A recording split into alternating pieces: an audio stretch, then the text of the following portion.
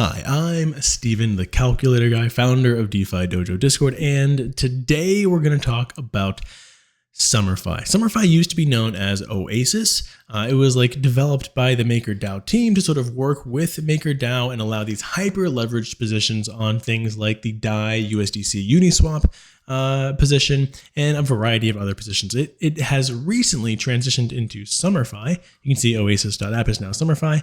And has teamed up with Ajna to create this really fascinating, robust money market.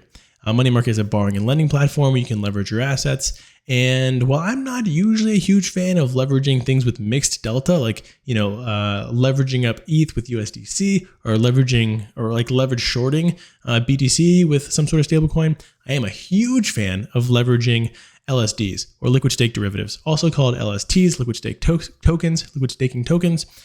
Because they have a similar delta and the liquidation risk is incredibly low. But liquidation works on SummerFi way different than anything you've probably ever seen before. So we're going to talk about that. First, we're going to look at some of the markets. We're going to talk about what they mean, and then we're going to look at how to participate in some of these really interesting strategies. We're going to finish by talking about liquidation and lending. So let's just dive right on in. These are isolated pools. What does that mean? Well, if you're familiar with Fraxlend, it's going to be immediately obvious what these are. These are basically going to have one type of collateral and one type of loan asset or debt asset.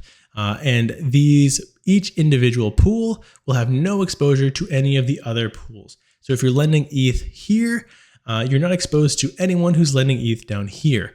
The interest rate on the lend ETH here, which is 4.4%, is going to be totally different than the interest rate down here. And like if someone borrowed all of this ETH here, it would not in any way affect the pool up here. These are isolated pools entirely. If a huge liquidation event happened here, it wouldn't affect this pool at all, and vice versa. So that's the first thing to know. These are all isolated pools with isolated risk. The next thing is it's really, really interesting. I'm on Multiply. Let's go to borrow. That's really, really interesting is that these LTVs are not set by the protocol. They are not set by the person who set up the pool. They are not set by anyone other than the lenders. So that's kind of confusing, right? How do the lenders set the LTV? And how do the lenders who are decentralized participants set the LTV? We're going to get to that at the end of this video when we talk about lending. But just for now, understand that the LTV is set by lenders and also sort of by borrowers because how much is borrowed will affect the max LTV available at any given point. So keep that in the back of your head. So let me talk about some strategies here. The ones again that I'm interested are the ones that have like delta 1 or like really, really, really close delta. So like LSTs, liquid staking tokens, liquid staking derivatives. So yield ETH, this is really fascinating. If you don't know what yield ETH is, it's kind of similar to wrap staked ETH. It's the tokenized form of the real yield ETH vault on Sommelier. Now, this is a vault that I have a personal relationship to. So as a result, I'm a biased individual. So I can't talk too much about it. But what I will say is the intrinsic yield here is around 8%. So you can imagine leveraging that up with ETH could get really exciting really fast in terms of a yield perspective. But again, I am a totally biased party there. And also these are not available to like US residents. Yield BTC, same thing. Because I have a relationship to this vault, I can't really talk too much about it, but just imagine being able to leverage up like a BTC interest-bearing position here. The ones I can talk about and I'm excited to talk about are like these wrap staked ETH positions. Now, if you see this little sparkly here, this little magical symbol, it effectively means that you are qualifying for Ajna and SummerFi token rewards, either as an airdrop or retroactive emissions. So some people are participating in highly illogical strategies to farm these rewards. And we're going to see this like right after this. But let's talk about this strategy first. So let's say you want to leverage up your wrap staked ETH to get a levered up ETH validation yield. What would that look like? So here we have an LTV of 85%. And we have $1.5 million worth of ETH to borrow. And we have an interest rate of 2.4%. So let's just type those numbers into one of my calculators and see what we get. So LTV, 85%, borrow cost, what was that? 2.43. And you can see here that the leverage is going to be around 6.7. The leverage, like if you guys wanted to calculate this yourself, well, one, you guys can, everyone has access to this sheet. I will probably forget to post it, but if someone comments that they want this access to this sheet, just let me know, and I will post it in the comments. You could painstakingly type this in. I don't recommend that. I will try to remember to post this. It's like the one called calculators, the tab down here. This is where you'll find all of these. Make a copy to play with it. Right? You can't edit my copy. You can make your own copy by clicking File, Make a Copy, and then you can edit it to your heart's desire. So here you can see the max yield is 11.23. That's a really good ETH yield. As someone who like goes out of their way to tirelessly look for real yield ETH plays, or ETH plays that get like a leveraged staking yield that can be consistent, this is pretty cream of the crop. Like hard to beat this. Now we will talk about whether or not we find this risk adjusted when we explain how the lending works, because that's one thing that I think a lot of people are gonna be really curious about or want to do a little bit more diligence once they understand it. So that's like, 11.2, 6.7x leverage, really interesting. And you're qualifying for those potential Ajna and SummerFi token rewards. We can also look at our ETH. So one thing I want to really quickly point out is how dramatically leverage changes with a small increase in LTV. So if we increase the LTV by 10%, we increase the leverage by a lot. Look at this. So we go to 95%, and the leverage becomes 20x. So it goes from 6.7 to 20 after a 10% change in LTV. The borrow cost here, I think, is like 3%. The collateral yield is around 3.5. And so you're looking at 13% yield. Now, one thing to note is that Rocket Pool ETH, our ETH, is like 16 bips over peg. So you might not want to do 20x leverage on something that's 16 bips over peg, because if it goes back down to peg, you now have a 20x long position on something that just went 16 bips down. So 20 times 16, it's like 3.2% that you just lost on that position because it went back to parity. So do keep that in mind, right? There are definitely some risks to some of these positions. Understand the assets you're playing with before you play with them. Okay, so now let's talk about like the illogical positions here. So look at this one. Let's also look at how much, so like what do you think the leverage is going to change? So we're going from 95 to 98. How much do you think the leverage is going to change? So it's 20 now. What do you think? 50x leverage from a 3% change in LTV. Absolutely wild. The borrow cost here is 4.4. Collateral yield around 3.75.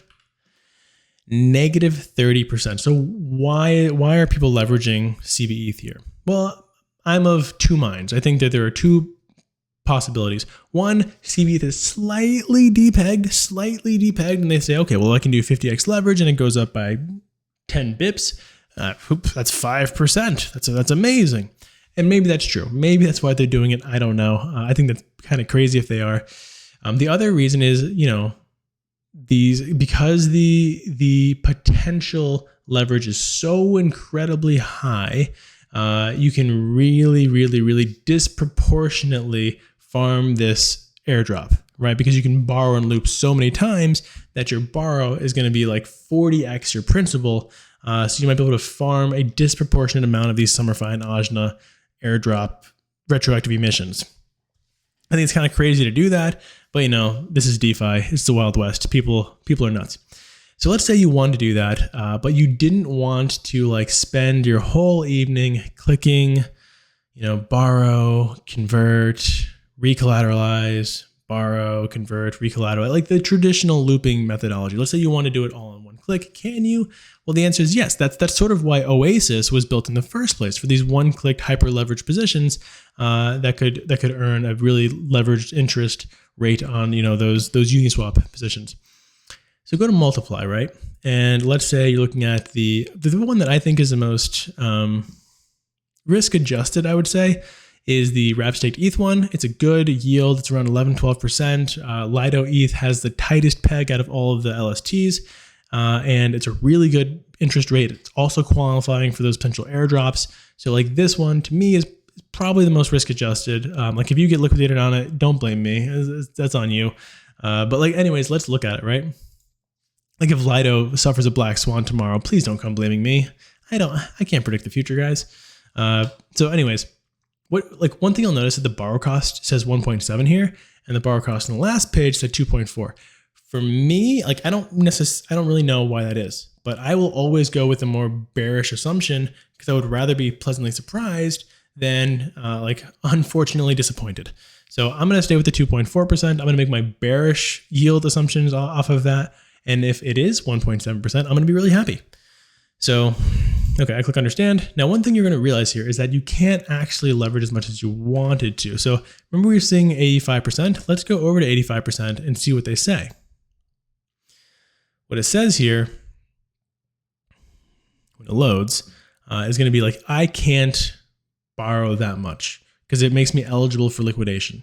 Well, why is that? I thought I could borrow 85%. Well, not really. We're going to talk about why that is in a second here. Let's just show you for illustrative purposes that where you can borrow. I think at 82% I can probably borrow here.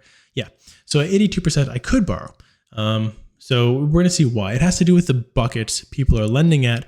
And effectively what happens is I borrow all of them from the 85% bucket. I'll borrow all of them from the 84% bucket, the 83% bucket, and then I'll borrow some of it from the 82% bucket, which now says the LTV is going to be around 82% rather than the 85%. That probably sounds kind of crazy to you, but I promise once, well, I don't like to make promises, but once we get to the lending portion, it'll make more sense. So here you can sort of see what happens, right?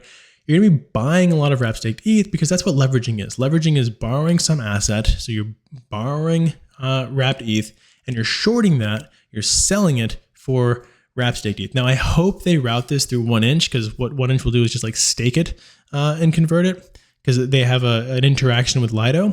So like you're not really going to get any slippage at all. So like here's your debt. Here's what you're buying.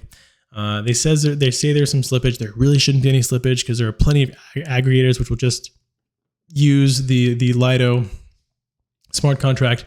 It tells you what your leverage is going to be. So your leverage is going to be 5.56. This is what we expect at 82%. See, look, we go to 82%. 5.56. Yay, my calculator's right. Yay, their math is right. Everyone's happy. And so you can sort of see all this. What I wish they would show, honestly, what they don't show, what I wish they would show is if the interest rate was going to change, I wish they would show that because that might affect some of your assumptions.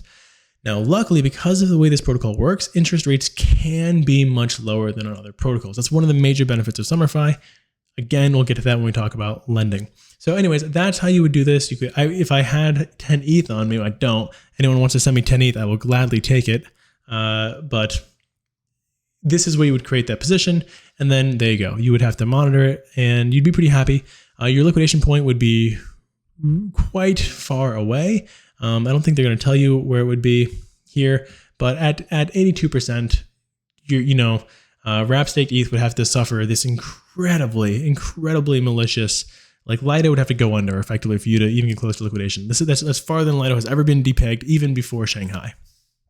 Since Shanghai, I think the most it's depegged is like 0.1%, which is, like you could be at 98% LTV and still be totally fine with a 0.1% depeg. All right, let's talk about lending. So if you want to lend, you click earn. Now you can see all these pools, and this is the deposit token. So the token you'd be lending out, and this is the yield you would get, like the 7-day APY. Some of these are pretty good, right? You see here, 8%, 7%, but like very thin liquidity. So as you lend more, those positions aren't really going to be that good. But they do qualify for APY. So that's the exciting part. They qualify for SummerFi and Ajna rewards. But like, let's say you wanted to do ETH, right? And you could do that. You could lend to any of these pools. The thing you'll notice, and let's talk about yield ETH and yield BTC, because these also have like this sort of special opportunity available. So if you didn't know, this is kind of a secret. And there's only like 1,000 people who watch my videos anymore. So this is not really like letting the cat out of the bag. But yield BTC and yield ETH are like secretly incentivized by Sommelier. So Sommelier is doing a weekly airdrop to people lending to these pools. They're like, they have a total airdrop incentive of, I think, 100,000 SOM tokens. They're doing like roughly 5,000 a week now. If more LTV is brought in, they're going to increase that.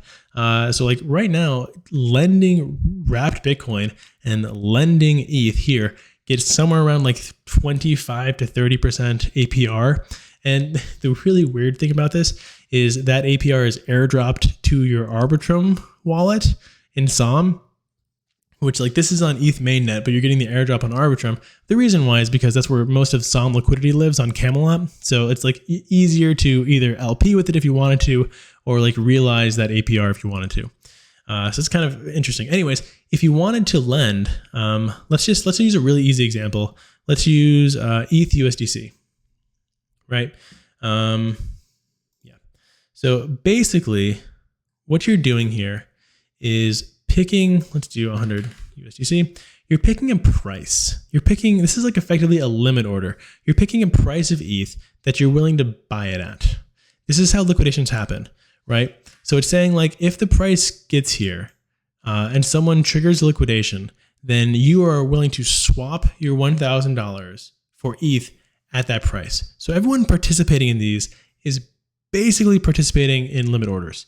And so what this does is it makes a protocol that doesn't require any oracles. So it isn't exposed to like the number one type of exploit in money markets, which are oracle exploits. It has none of that exposure. Instead, it's just a bunch of people with order books.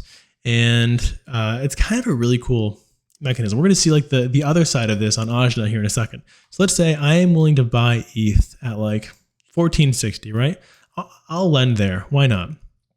And so if I lend there, what that means is like basically what is ETH? 1650 right now? So if ETH is 1650 and I'm lending at 1450, basically I'm willing to lend up to 87% LTV. So someone can borrow 87% LTV and use my deposit, right? Use my bucket.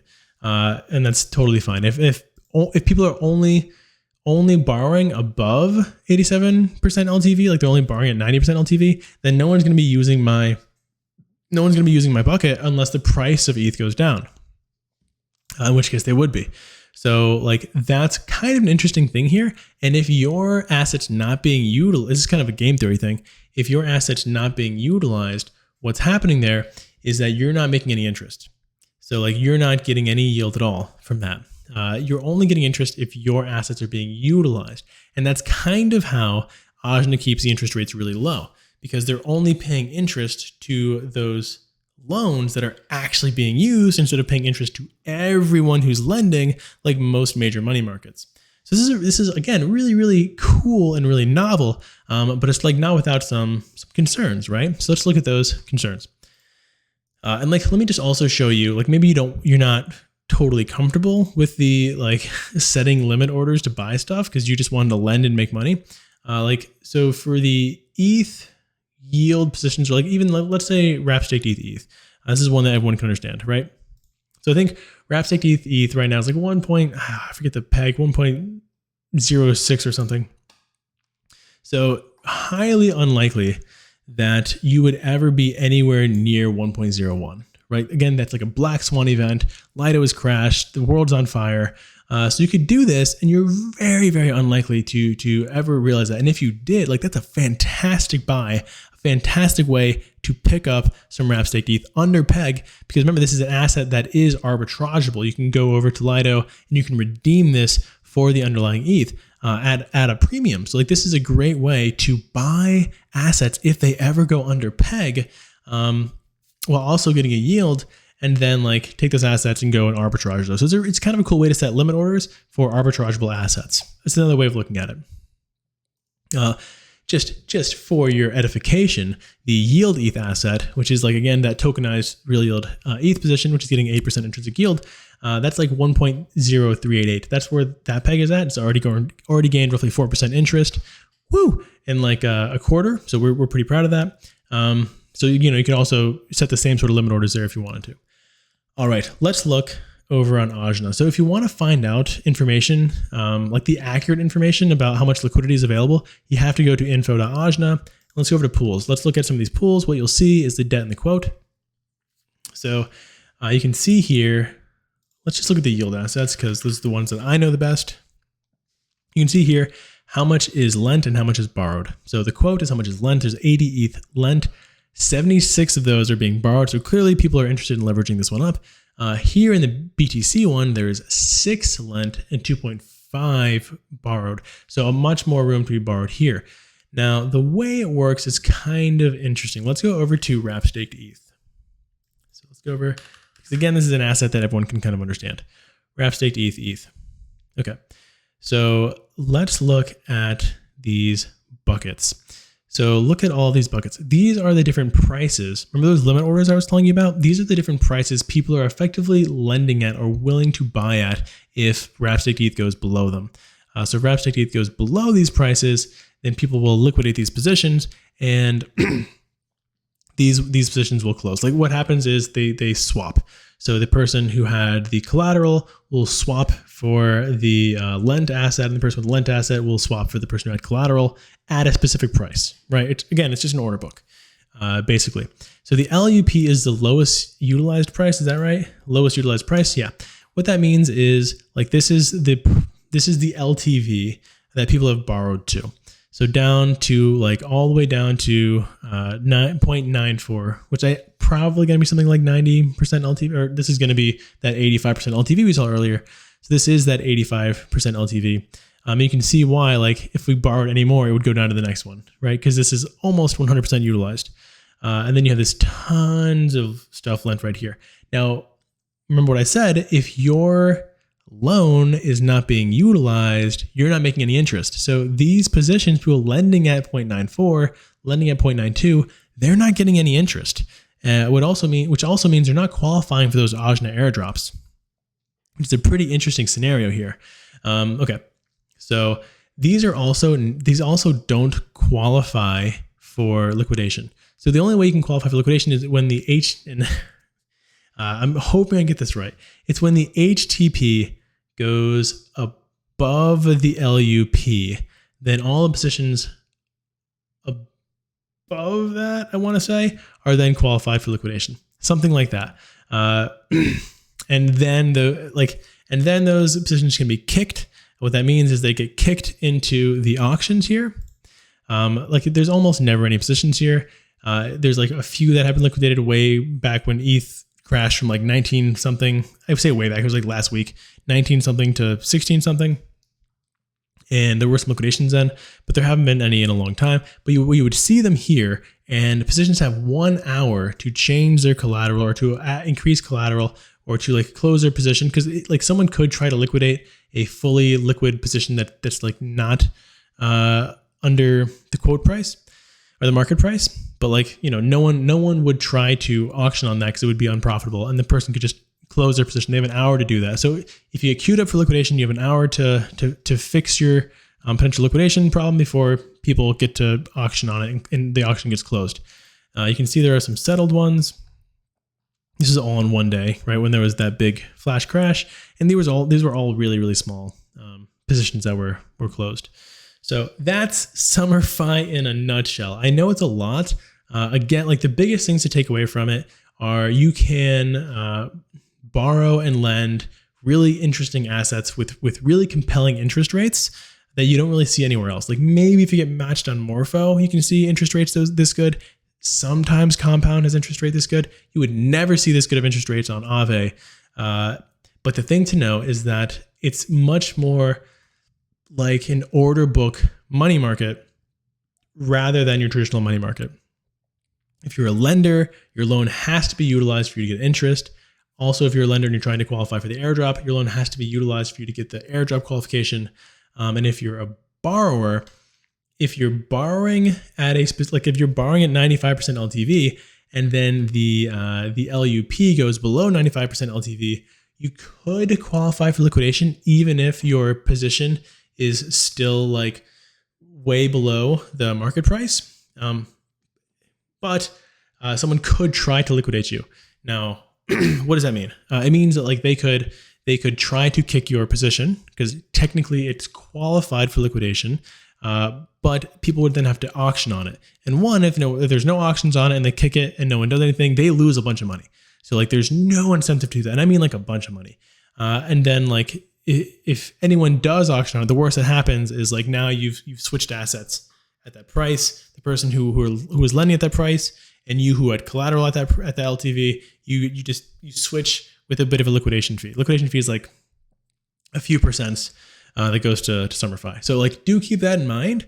It is this kind of wonky thing, and I do recommend reading the docs. Where are the docs located? The docs are located in docs.summer.fi. You're not going to find Ajna docs from Ajna. You're going to find Ajna docs from SummerFi. So if you're looking for those docs, docs.summer.fi. Always read the docs. Always learn all you can. Talk in the Discord. If you want to go to another Discord where we talk about all DeFi protocols, go to the DeFi Dojo Discord. It is the greatest Discord in all of crypto. And I do mean that. I think we're awesome. Of course, I'm biased, but come check us out. First week's free. And if you don't like it, don't pay for it. But if you do like it, stay, learn, talk strategy. We're always doing arbitrage and yield plays and this and that and learning about stuff. So that's all. Thanks so much for watching. If you have questions about Ajna, if you want any links for anything that I didn't put links for, please just ask in the comments. I'll drop them. I'm a very forgetful person. So if I don't do that, I apologize. But if you leave a comment, I will do that. Thank you so much for watching. Have a wonderful rest of your day.